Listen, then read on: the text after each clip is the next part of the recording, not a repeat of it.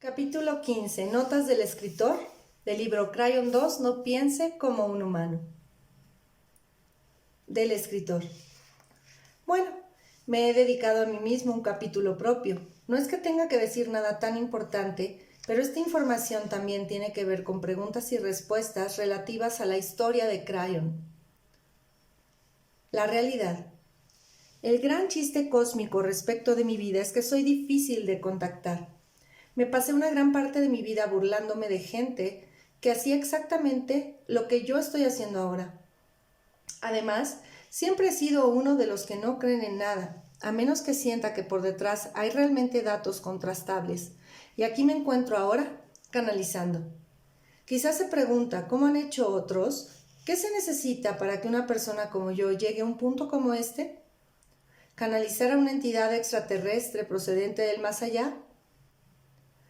Algunos tienen la sensación de que lo he perdido y me encuentro en alguna especie de nebulosa de la realidad. Casi puedo oírles decir, con los pies plantados firmemente en el aire, se ha aplastado el clavo sobre el dedo gordo. El humor cósmico que hay en todo esto es que el espíritu eligió a alguien que no solo era increíblemente escéptico, sino que continúa haciéndolo. Como ya he escrito antes, fui arrastrado, a pesar de mis protestas y pataletas, a ver a dos psíquicos distintos, con 3 años de diferencia, a los que se les hizo deletrear el nombre de Crayon en una sesión y me dijo que deseaba contactar conmigo. Solo cuando finalmente me rendí a la lógica, empecé a canalizar la información. ¿Solo cuando me rendí a la lógica? Esa es precisamente la cuestión. El espíritu, Dios, me ha demostrado una y otra vez que debemos utilizar nuestros cerebros lógicos, así como nuestra intuición. Una y otra vez a lo largo de este libro, Crayon nos ha dicho que nuestra realidad cambia a medida que descubrimos nuevas facetas e ideas y que lo que hoy es magia, mañana será corriente. Ahora lo creo así, y finalmente me doy cuenta de lo que significa este mensaje.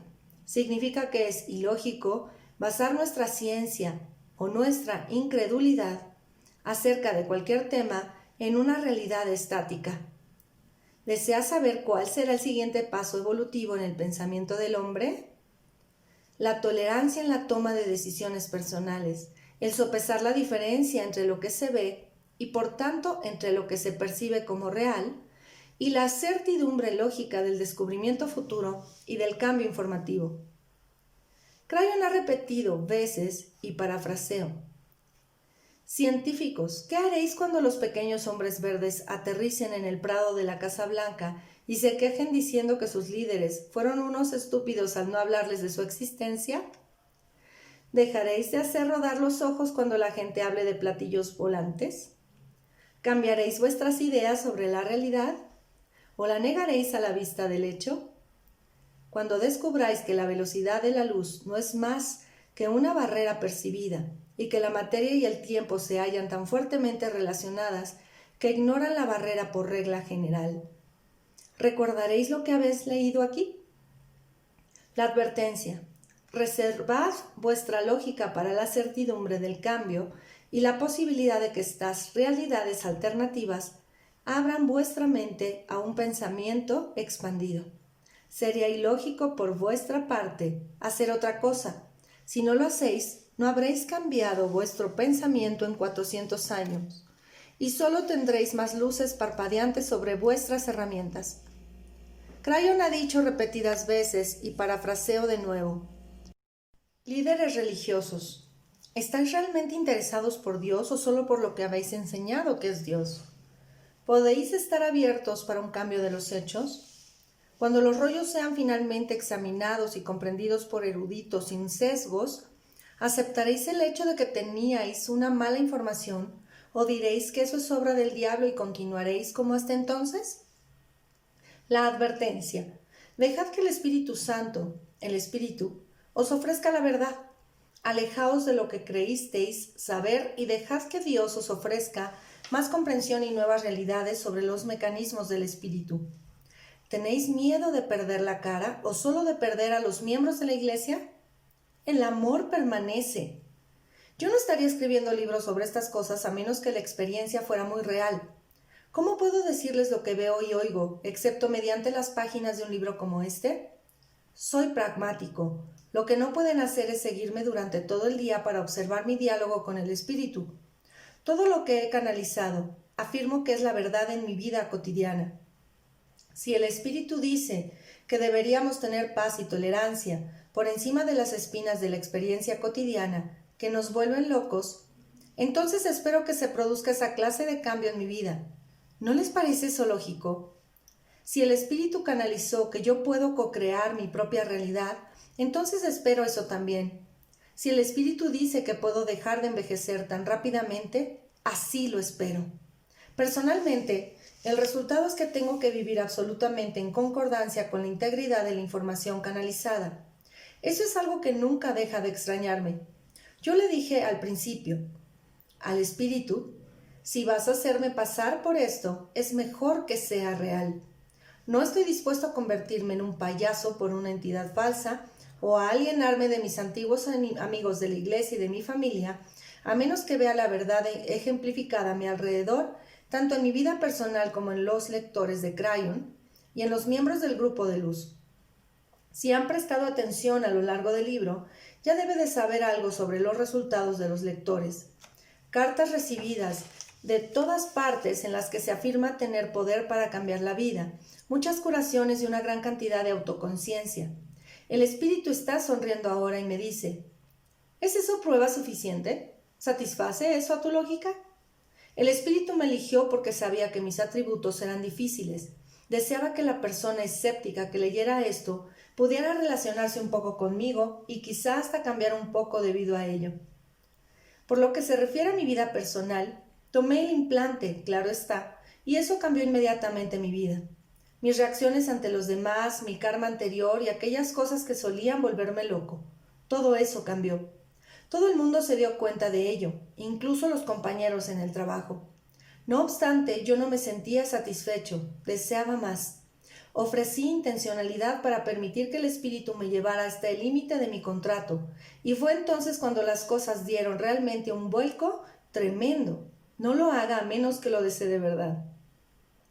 Este libro se titula No piense como un humano, no solo porque una de las sesiones de canalización en directo trataba de eso, sino sobre todo porque esa canalización iba dirigida a mí. Es mi defecto principal y necesitaba quedar al descubierto. Ese mismo mes ofrecí intencionalidad. Mi negocio, que llevaba en marcha desde hacía 23 años, se vio sacudido hasta los cimientos por acontecimientos que no estaban bajo mi control.